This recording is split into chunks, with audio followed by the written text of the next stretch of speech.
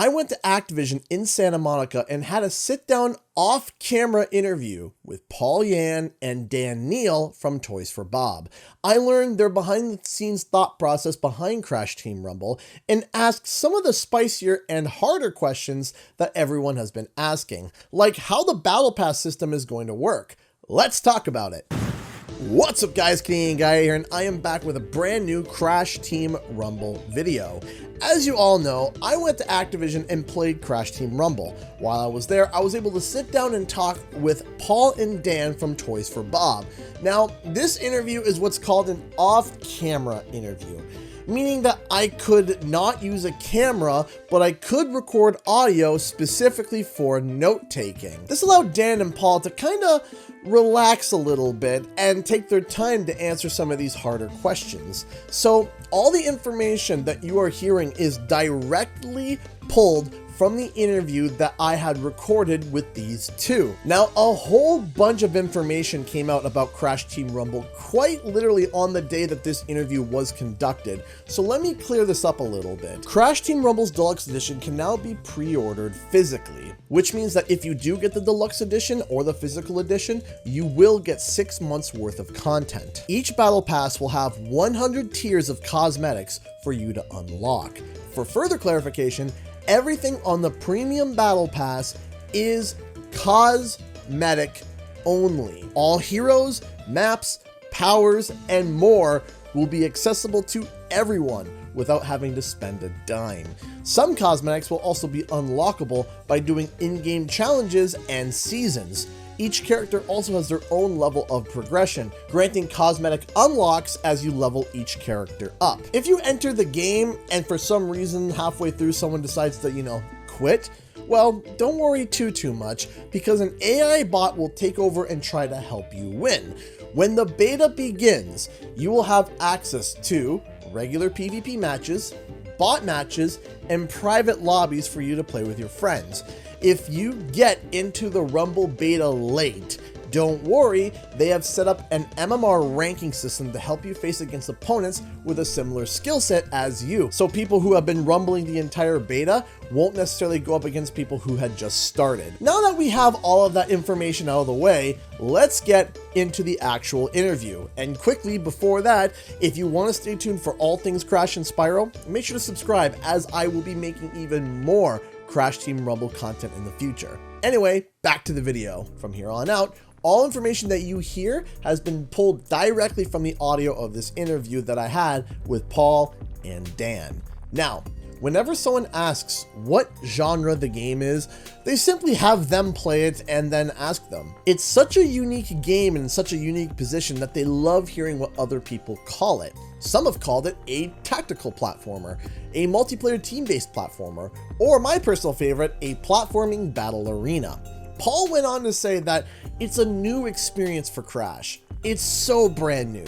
There's no genre that this game sits in. That's why events like this hands-on in LA is super important, because words just don't describe its experience because of how new it is. When it came to the development and the direction of this new game, a genre wasn't really a primary focus. The only real focus was to discover and find what was fun, while also wanting to break the mold for the Crash Bandicoot franchise. Toys for Bob really cares about this IP, but they wanted to make sure that it was not confined purely to nostalgia.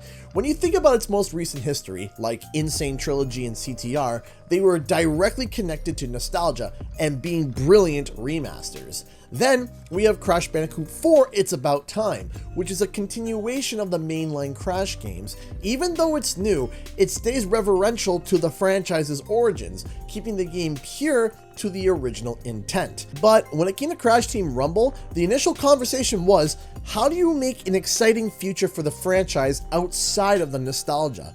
Toys for Bob's heads went straight to multiplayer. But what would that look like? When they looked at the franchise's already established multiplayer games, they saw racing and party games, but they all stepped outside of the core of the franchise. They were great games, but they became completely different genre-wise. So the challenge was, how do you marry the core platforming DNA with the competition of multiplayer?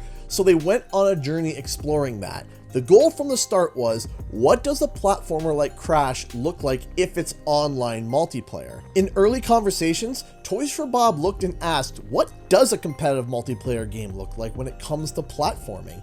And if you look for yourself, you would be scraping the bottom of the barrel to try to find an actively good comparison. There's team-based cooperative platforming games, but the closest thing that matched what they were looking for was brawlers. Toys for Bob found an opening here. Brawling is a part of Crash Team Rumble, and while it's not its core and just a means to an end, the concept of Crash Team Rumble thrived in this space, and that's what Toys for Bob pursued. To get this game right, they have been prototyping and playtesting this game for years. They've been playing this game for a long time. I wasn't given an exact amount of time, but judging by social media, they've played this game for a while now. While there have been different iterations of the game, that vision of a team-based competitive multiplayer platformer stayed consistent, and Dan Neal made sure to keep the studio to that premise. As a studio, Toys for Bob takes a little bit of a different approach when it comes to making games than what some other studios might do. First, they prototype, then they play test, they reiterate, they change, and then play again. Rinse and repeat over and over again. They do this hundreds of times, but during this whole time, they are following what is fun, essentially following the fun. They don't have an endpoint or a destination for the project. They just keep following the fun and how to make it more fun throughout the entire development cycle. Crash Team Rumble and its mechanics is the results of this process. That's how Toys for Bob makes games. Other people probably make it differently, but that's how Toys for Bob does it. When asked about Crash Team Rumble potentially being the future direction of the franchise as a whole, I was told Crash Team Rumble is a potential future, but it's very narrow-minded to say that at the moment. It's also very narrow-minded to think of the franchise as a singular experience, especially if you were to look at the franchise's past. Toys for Bob has already established that there is a mainline and spin-off series. So in regards to the mainline games of the Crash Bandicoot series, it would be odd to think that they would never make another one again. What Toys for Bob is trying to do is feel out and expand the franchise, but also expand the experience and expand the fan base. It was reiterated repeatedly that Crash Team Rumble is a spin-off and that they are intentionally trying something new. When asked if anything was taken from Beenox in the case of a Crash multiplayer experience, whether it be systems or ideas, the main thing they got from CTR was the sense of competition and how it veered away from a cooperative experience that we see in a lot of platforming franchises today when it comes to multiplayer.